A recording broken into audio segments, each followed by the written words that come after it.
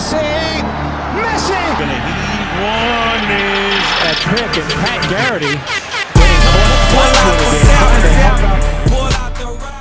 Hi ladies and gentlemen, I'm Jacob Rudner here alongside Noah Cameras and Ariel Putterman, and welcome back to dTSPN. Before we get started, we need to give a huge thank you to Ross Stripling for giving us a shout out on Twitter. That was huge for us, and we really appreciate it.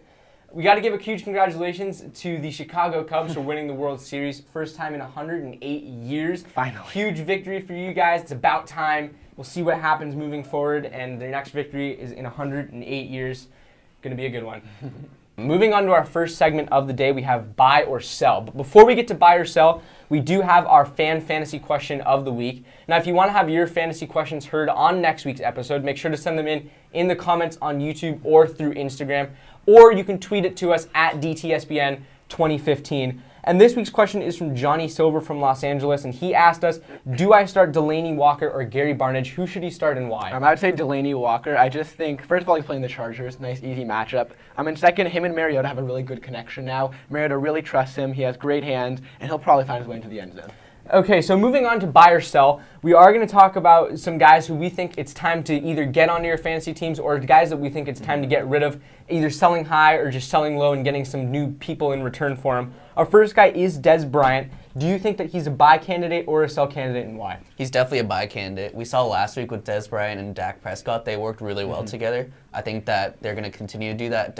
Dak likes Dez, and I think that coming off injury, a lot of fantasy owners aren't looking much of him, but I think in the future, he's definitely someone to have. So moving on to the murky Broncos running backs, we have Devontae Booker. Is he a buy or a sell, and what's going on with that? I think he's a sell. Now, he was very strong in the last week. He did go out with an injury, he came back, but he does have the injury concern, which you might see. And also, I would just sell him, because right now people are very high on him. Like, I think they're overly high on him with C.J. Anderson going out and all this hope and potential. So I'd sell on him high, get a proven star, someone that's going to be consistent for you and maybe help you win your fantasy. Now, would you say that this is going to be a Jordan Howard type situation where if people hold on to him, it's going to crumble down to pieces and turn into something not so good, or should people or is there a chance that he actually stays where he's at? I think there is a chance he stays where he's at. I don't think it's exactly a Jordan Howard situation, but I wouldn't trust him. He's young, and I think you can really get a better piece that can be consistent for the playoff run. Our third guy is going to be Brandon Marshall. It's been a spotty performance this year with some injuries, but he has been good. Buy or sell? I think he's a sell. I think that he's got no quarterback to throw it to because Fitzpatrick's been struggling. So they've tried to figure out that balance, and they've started Geno Smith, who hasn't been that much better himself. So I think that he's a good player, but he has no one to throw to. So I think it's easy to sell him right now. And our last guy is somebody with a pretty similar situation. We got DeAndre Hopkins, great wide receiver. He's a first-round pick in every single fantasy league, but he's got nobody to throw him the ball. What should people do? I'd buy on him, actually. Now, yes, he doesn't have a quarterback, and he's had a pretty bad year this year, but he's DeAndre Hopkins. He has big play potential. I think the Texans have realized at this point that if they want to make a big playoff run, they're going to have to force him the ball. He's going to make big plays for them. He's their one guy. Him and Lamar Miller are two good players, but DeAndre Hopkins is going to have to force him the ball, especially on deep balls, so I'd buy low on him. So moving on to our second segment of the day, we have our Midseason NFL awards. We are going into week 9 of the NFL, so it's about time where we have a pretty good picture of what's going on in the NFL. With that being said, our first awards are going to be the most surprising team through the first 8 weeks. Who do you have and why? I have the Oakland Raiders. Now people did know they were going to be pretty good this year. I don't think anybody expected this. They're 6-2. They're undefeated on the road. Carr is an MVP dark horse candidate. Cooper has been amazing. The run game has been solid. They're playing well, really all around, and undefeated on the road. That is very impressive. So our second award is the most disappointing team. These are the guys that were really good last year, not so good this year. Who's the winner of this award? It's got to be the Carolina Panthers. They went to the Super Bowl last year, and this year they're struggling mightily. They're 2-5. Their defense has gone much worse without Josh Norman, and I don't think that they expected this. I don't think anyone expected this, and they've been very disappointing this year. So moving on to our 2 player awards, the first is going to be the MVP. Who's the winner of our MVP award? Our MVP award is Matt Ryan. Right now he leads the league in passing, he leads the league in touchdowns, and he's taken the Falcons team. The Falcons could have a much better record if their defense hasn't lost in the last few games, but they've played really, really well, and Matt Ryan, people were scared about him this year. They weren't sure he was going to have a great year, and he silenced all the haters. So we have the MVP. Now we got to have the LVP. This is our least valuable player to this point. These are some guys that were really good last year and have been a huge disappointment for their teams this year and not been such a help. Who's the winner of that award? It's got to be Todd Gurley. He hasn't done much this year. Everyone thought he was going to be the superstar. He was going to be the top running back in the league with Adrian Peterson hurt in the second week. But he's really done nothing this year. The Rams haven't done well with him, and he hasn't been running the ball that well. So I think he's our LVP. Moving on to segment number 4, we have our NBA 3 stars of the week. Week 1 of the NBA just wrapped up, and here are our top 3 players. Who's number 3? Number 3, we have LeBron James, who won the Eastern Conference Player of the Week.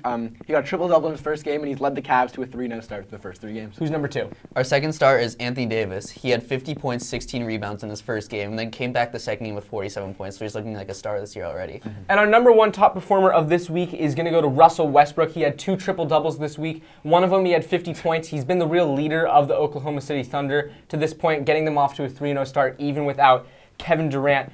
Also this week, we have our soccer matchup of the week. This one's between Arsenal and Tottenham at Emirates, and this one's on Sunday, November 6th, so make sure to tune into that if you guys are interested in soccer.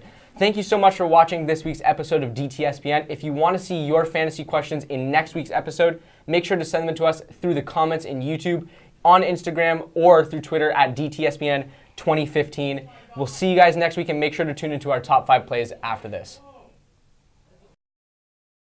Aaron Aflalo looking for the posting Rudy Gay. Rudy into the lane. Oh, Rudy Gay! What a dunk! Yes, indeed, he looks up into the rafters. And Rudy Gay with a chance to tie the game at 58. Oh, boy. Got the snap. Rivers into the end zone. Oh, what a catch! What a catch by Travis Benjamin!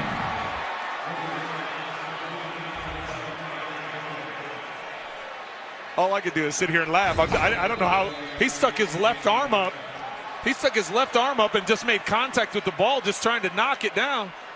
Or his right arm, and he was able to tip it back.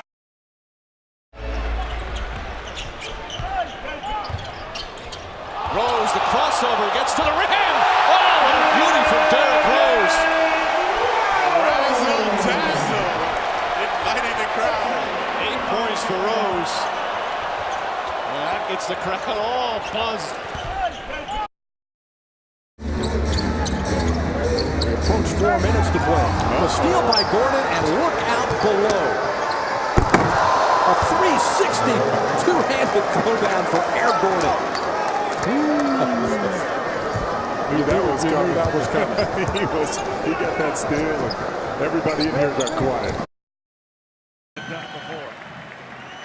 Here's the 0-1. This is going to be